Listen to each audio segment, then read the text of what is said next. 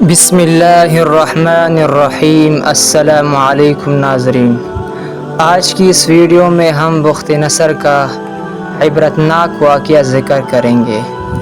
بخت نصر بادشاہ ابتدا میں نہایت نیک بخت اور صالح تھا۔ حضرت زکریا علیہ السلام اور یحییٰ علیہ السلام کی نہایت اطاعت کرتا تھا۔ اتفاقاً اس نے ایک عورت سے نکاح کیا جس کے ہمراہ ایک لڑکی نہایت حسین و جمیلہ پہلے شوہر سے تھی۔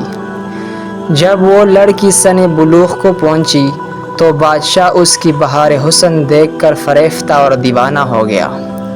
اس کی ماں کو پیغام دیا، وہ بہت خوش ہوئی، مگر دل میں اندیشہ کیا کہ بادشاہ پیغمبروں کا مطیع فرمان ہے اور نکاح اللہ کے پیغمبر کی شریعت کے خلاف ہے، وہ کیوں اس کام کی اجازت دیں گے؟ اس لیے بادشاہ سے کہا کہ تم اس کا مہر ادا نہ کر سکو گے۔ اس نے دریافت کیا کہ کتنا مہر ہے؟ جو کچھ کہوں میں دوں گا۔ عورت نے کہا، اس کا مہر تمہارے دونوں پیغمبروں کا سر ہے، الیاذ باللہ۔ اگر تم یہ مہر ادا کر سکو تو لڑکی حاضر ہے، ورنہ اس کا نام مت لو۔ بادشاہ نے کہا کہ یہ پیغمبر ہمارے دشمن نہیں بلکہ ہمارے خیرخواہ اور دعاگو ہیں، ان کو بے جرم گناہ قتل کرنا ظلم عظیم ہے۔ اس کے سوا کچھ اور مانگو، جو مہر کہو مجھے منظور ہے۔ اس نے کہا، اس کے سوا کوئی مہر نہیں ہے۔ بادشاہ نے اپنے نفس کی مان کر اور اپنی ہوائے نفس سے مغلوب ہو کر فوج کو حکم دیا کہ دونوں بے گناہوں کا سر کاٹ لاؤ۔ حکم کے بموجب سپاہیوں نے جا کر اول حضرت یحییٰ علیہ السلام کو بیت المقدس میں شہید کیا، اور حضرت یحییٰ علیہ السلام یہ حال دیکھ کر جنگل کی طرف بھاگ نکلے۔ فوج پیچھے ہوئی اور شیطان نے ان کی رہنمائی کی۔ جب سپاہیوں نے دبایا اور گھیر لیا تو حضرت زکریا علیہ السلام نے ایک درخت سے التجا کی کہ مجھ کو اس وقت تک پناہ دے۔ وہ درخت پڑ گیا، یہ اس کے اندر سما گئے۔ وہ درخت بند ہو گیا لیکن قدرے کپڑا باہر رہ گیا۔ فوج متحیر ہوئی کہ کہاں غائب ہو گئے۔ شیطان نے نشان دیا کہ اس درخت کے اندر ہے اور یہ کپڑا ان کے موجود ہونے کی علامت ہے۔ پھر شیطان نے آرہ کی ترکیب بتلائی، درخت چیرا گیا۔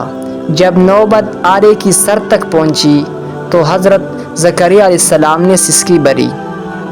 حکم الہی نازل ہوا، اگر اف کرو گے تو پیغمبری سے خارج کر دیے جاؤ گے۔ تم نے غیر سے کیوں پناہ مانگی؟ اگر ہم سے التجا کرتے تو کیا ہم پناہ نہیں دے سکتے تھے؟ اب اس کا مزہ چکو اور چپ سر پر آرا چھلنے دو۔ عرض یہ کہ سر سے پاؤں تک جسم چیرا گیا اور حضرت زکریا علیہ السلام نے دم نہ مارا۔ جب دونوں پیغمبر اس بے دردی سے قتل ہوئے تو غضب الہی نازل ہوا، دن تاریک ہو گیا۔ ایک بادشاہ فوج خونخوار لے کر چڑھا اور اس شہر کے باشندوں کو گرفتار کر لیا۔ حضرت یحییٰ علیہ السلام کا خون بند نہ ہوتا تھا، جب قبر میں رکھتے تھے تو قبر خون سے لبریز ہو جاتی تھی۔ بادشاہ کے لشکر نے قسم کھائی کہ جب تک خون بند نہ ہوگا ہم قتل سے باز نہ رہیں گے۔ ہزارہا آدمی تہ کر دیے لیکن خون بند نہ ہوا۔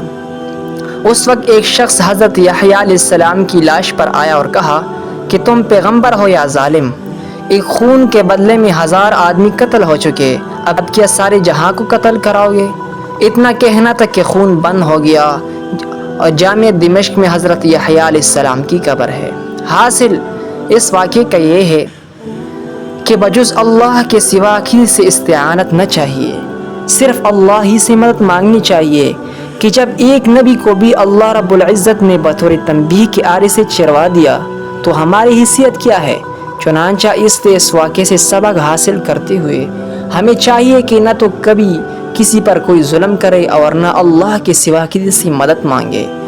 اللہ رب العزت ہم سب کو عمل کرنے کی توفیق عطا فرمائے۔ اگر ویڈیو اچھی لگی ہو تو لائک کرنا، شیئر کرنا اور ہمارے MT اسلامک کانٹینٹ چینل کو سبسکرائب کرنا۔ شکریہ۔